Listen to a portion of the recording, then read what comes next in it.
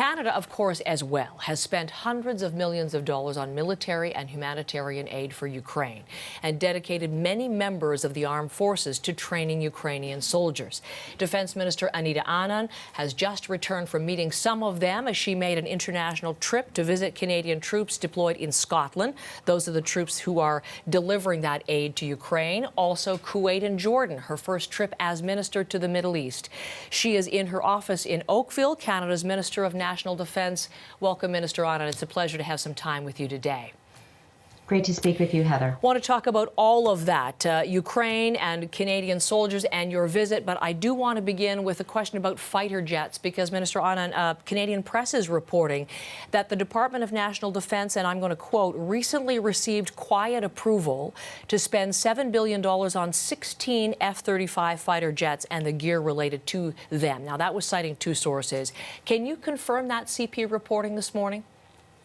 Heather, I will have more to say on this shortly, but I will say that under Strong, Secure, Engaged, we committed back in 2017 to ensure that we are purchasing 88 future fighters. And earlier this year, Minister Tassi, then the Minister of Public Services and Procurement, and I indicated that we are full steam ahead in finalizing a contract for those F-35s. So that's 88 all told. But as I understand it, the final contract, the initial order, has to go in by the end of this calendar year if you want to be able to stick to the planned delivery schedule. So when you say very soon, can you give us a time frame? It must be imminent to have the final signing or the final word from you. I will say that we are on track to purchase the 88 future fighters, as I indicated in my press announcement earlier this year, and I will have more to say on that shortly. Okay, shortly. We will stand by and stay tuned for that. I do want to ask you about the tour you've just returned from alongside Canada's Chief of Defence Staff, General Wade Eyre. We have some pictures of your visits to Scotland, as I mentioned, where Canadian troops are deploying aid to Ukraine, also Kuwait and Jordan. How did it go, Minister Anand? Well, I was incredibly inspired to see the work of our Canadian Armed Forces in Scotland, in Kuwait, in Jordan. Every single day they put on a uniform in service of this country. And to say thank you, I was very glad to be there. In particular in Scotland, they're delivering aid on behalf of our allies, over 5 million pounds of aid already delivered. In Kuwait, they are exercising command and control at Camp Canada in support of peace in the Middle East. And in Jordan, I met with the Canadian Armed Forces members who are working as trainers and mentors and advisors to build the capacity of the Jordanian Armed Forces. All in all, they're working very hard, both here at home and abroad, and it was just great to be able to say thank you at this holiday season. Speaking of capacity, from the Canadian perspective, did you see any capacity gaps, things that you as Minister or General Eyre want to do to help Ukraine or help in the Middle East, but are unable to do because of deficiencies in Canadian troops and Canadian equipment and Canadian response? Actually, we are very well staffed and equipped at all of those locations, but stepping back, it is important for us to continue to focus on reconstituting the Canadian Armed Forces, to building and recruiting and retaining members. And we did have town halls with the Canadian Armed Forces members in each of those countries, and we discussed reconstitution. We discussed culture change in the Canadian Armed Forces. It was a very open and frank discussion, as always. And indeed, that is one of the most important aspects of my job, to hear from Canadian Armed Forces members directly. So I was going to ask you that very question, whether the ongoing struggles with recruitment and misconduct, which you have acknowledged, were present in any way during this trip. So you mentioned town halls. What did you hear from the troops on these specific points, major issues of concern? And also, did you sense at all a diminished pride because of the headlines of the last 2 years? I will say that Canadian Armed Forces members are focused, like all Canadians, on issues relating to cost of living and housing And the Chief of Defense Staff and I did talk about reforms that are underway to ensure that we are addressing those concerns.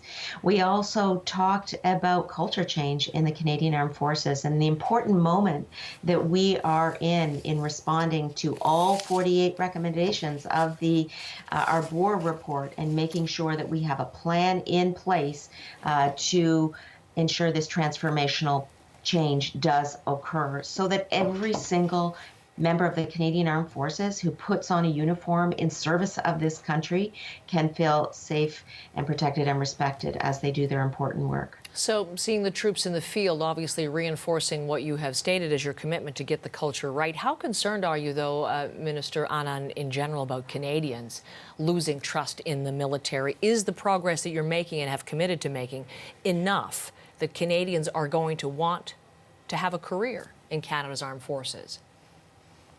Well, I will say that this is a very important moment in time where we need to not only engender the confidence of members of the Canadian Armed Forces, but Canadians across this country. Whenever there is a crisis, Heather, Canadians do expect and call on the Canadian Armed Forces to help. And the Canadian Armed Forces have continued to deliver in forest fires, in floods, in delivering vaccines, in going into long-term care homes. Their work has been unprecedented. At the same time, there is a broad understanding across the organization of the need to build a modern military for moral reasons and for operational reasons, and we will continue to work hard to get this right. When you say where Canada is involved, of course, very much involved in the ongoing Russian war in Ukraine, which has now, as you will well know, passed 300 days. Ukrainian President Volodymyr Zelenskyy is in Washington today, believed to be his first trip outside the country since the war began. What do you think is the significance and symbolism of his trip to the U.S.? Obviously, President Zelenskyy has been an incredibly important leader for Ukraine at this moment in its history. And I myself have been in close contact with his Minister of Defense, Minister Zelenskyy, who has also been inspiring and resilient in terms of ensuring that the Ukrainian Armed Forces continues to do what is necessary. And Canada, as you know, has trained over 34,000 Ukrainian Armed Forces members, and we will continue to be there in the short and long term. President Zelensky's visit exemplifies the unity of our allies with him and with Ukraine, and we are there for Ukraine in the short and the long term, as well as in support of the rules-based international order.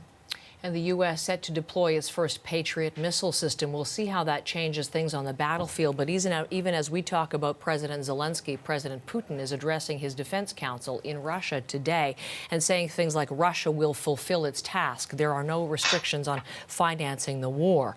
So I'm wondering, will this war end in 2023, Minister Anand?